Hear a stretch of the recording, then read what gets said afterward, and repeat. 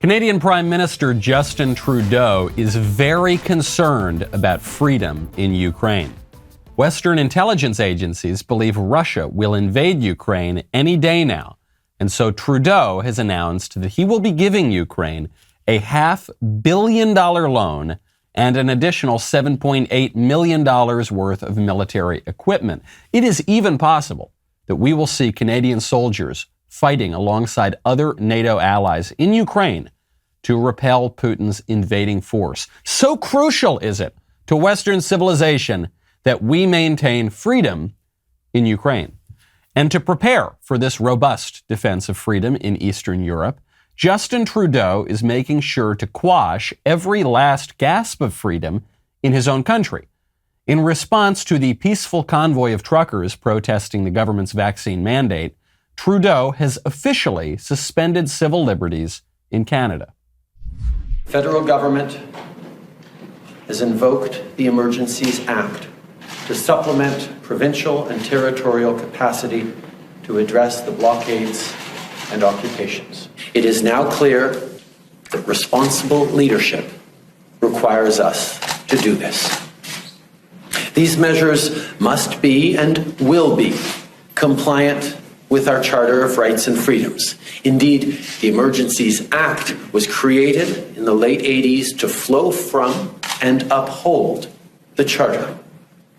We'll always defend the rights of Canadians to peaceful assembly and to freedom of expression. Here in our capital city, families and small businesses have been enduring illegal obstruction of their neighborhoods, occupying streets, harassing people, breaking the law.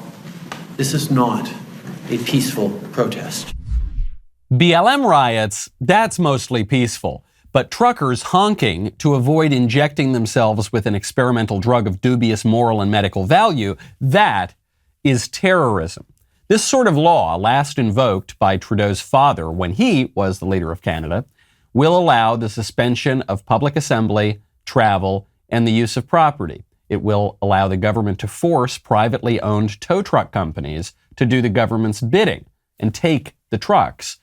It will even freeze and seize the financial assets of the truckers and the truckers' supporters. First, we are broadening the scope of Canada's anti-money laundering and terrorist financing rules so that they cover crowdfunding platforms and the payment service providers they use.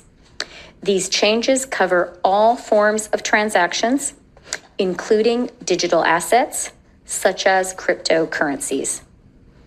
The illegal blockades have highlighted the fact that crowdfunding platforms and some of the payment service providers they use are not fully captured under the Proceeds of Crime and Terrorist Financing Act. Regular old truckers who don't want to inject themselves needlessly with an experimental drug are having their rights, their way of life, and their property taken from them in Canada, the nicest, smiliest, most pleasant liberal nation on earth. And I'm supposed to be worried about a territorial battle in one of the most frequently conquered countries in the history of the world. I don't want to sound callous, and I am sure Vladimir Putin is a no good, dirty, rotten, terrible guy. But how exactly are we supposed to defend freedom on the other side of the world when we can't even preserve it in America's hat? I'm glad you liked that clip. Ring the bell, please.